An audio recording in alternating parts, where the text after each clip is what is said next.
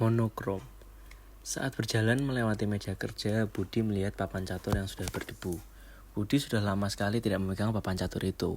Bahkan papan catur itu sudah berubah menjadi hitam dan hitam. Saat berusaha mengambilnya, semua badai memori datang. Budi dulu adalah atlet catur di sekolah lamanya semasa SMA. Namun dia berhenti saat kelas 2 SMA karena teman-temannya mulai menertawainya dan menyebutnya kutu buku, culun, sok pintar, dan banyak lagi. Budi dibully oleh teman-temannya, dan hal itu membuat ia mengubur cita-citanya untuk menjadi pemain profesional. Lalu tiba-tiba Asri, istrinya, masuk ke ruang kerjanya. "Lagi ngapain sayang?" Membawa secangkir kopi panas. "Lagi lihat barang-barang lama." "Kenapa?" Mengambil secangkir kopi yang dibawakan. "Catur," menunjuk ke arah papan catur. "Iya, catur. Kelamaan di sana jadi hitam semua." Budi tertawa kecil. "Sini aku bersihin." Budi memberikan papan itu ke Asri. Debu yang menempel pada papan itu sangat sulit dibersihkan. Sampai akhirnya papan gelap itu pun kembali menjadi papan hitam putih. Saat itu Budi tidak bisa menahan keinginannya lagi untuk bermain catur. Ia mengambil bidak caturnya dan menyusunnya di atas papan itu. Saat ingin menjalankan pion, ia teringat semua kata-kata temannya semasa SMA. Tangannya membeku di atas pion. Asri yang melihat itu pun sedikit bingung. Ia kemudian bertanya, "Kenapa sayang?" Mendekati Budi. "Hah? Enggak apa-apa." Langsung menjalankan pion. "Kamu main sama siapa?" "Sendirian." "Aku main lawan aku. Aku cuma kangen main catur." Menjalankan pion hitam. "Mau aku temenin?" Duduk di depan Budi. "Kamu bisa main catur." Terlihat harapan di matanya. Enggak sih," menggaruk kepalanya.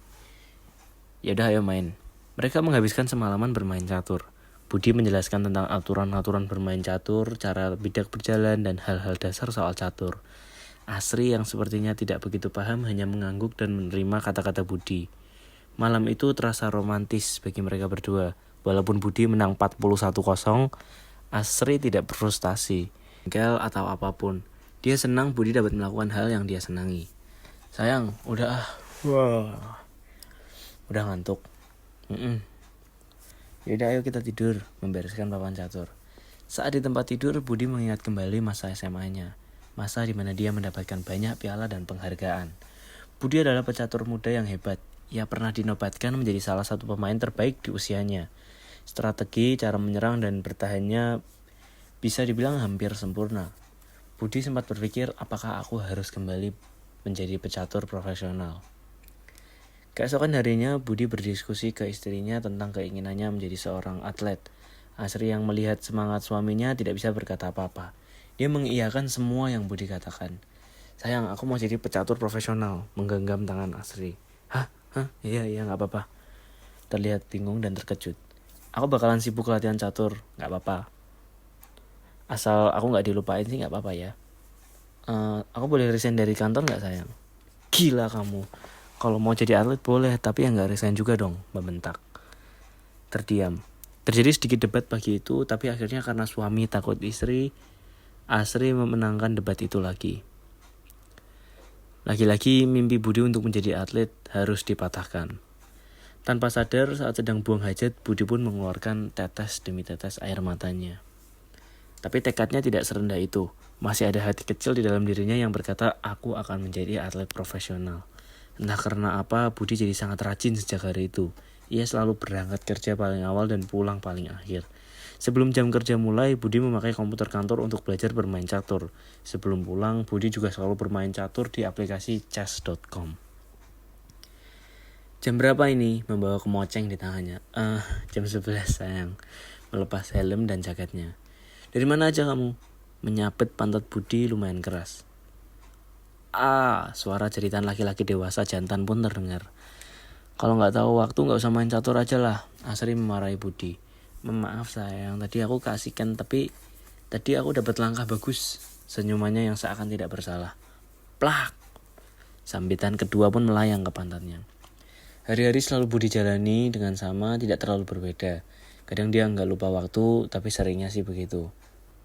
Berangkat, catur, kerja, catur, baru pulang, kena omel adalah rutinitas Budi sehari-hari. Sampai akhirnya dia mengikuti berbagai macam lomba. Perjuangannya tidaklah mudah. Mengikuti lomba catur menghabiskan banyak sekali waktu. Bahkan ada satu pertandingan yang menghabiskan 7 jam. Untung Asri bisa mengerti hobi suaminya ini. Asri tahu bahwa Budi memang sangat suka bermain catur. Bahkan Asri pernah menemukan celana dalam hitam putih kotak-kotak yang ia tidak pernah lihat sebelumnya. Setelah memenangkan begitu banyak lomba dan namanya mulai terkenal, Budi pun diundang oleh Persatuan Catur di dunia untuk ikut bertanding dalam kompetisi catur paling bergengsi. Setelah mengalahkan beberapa lawan kuat, akhirnya Budi pun masuk ke babak final yang bahkan Budi tidak mengira bahwa dia bisa lolos 8 besar. Budi melawan juara bertahan dunia yaitu Magnus Carlsen. Babak yang sengit ini berjalan setengah hari. Budi sempat bertahan melawan Magnum, tapi serangan sang juara bertahan tak bisa dihentikan. Budi pun tumbang di babak final. Kekecewaan menghantuinya, hidupnya seperti sudah hancur. Budi begitu kesal. Kemudian dia berlatih keras setiap harinya, berlatih, dan hanya berlatih. Sampai suatu hari Budi terkena penyakit. Badannya sangat panas, suhunya mencapai 41 derajat. Budi terpaksa dibawa ke rumah sakit. Waktu di perjalanan, Budi tidak bisa berpikir dengan jernih sampai-sampai, Pak, suster membangunkan Budi.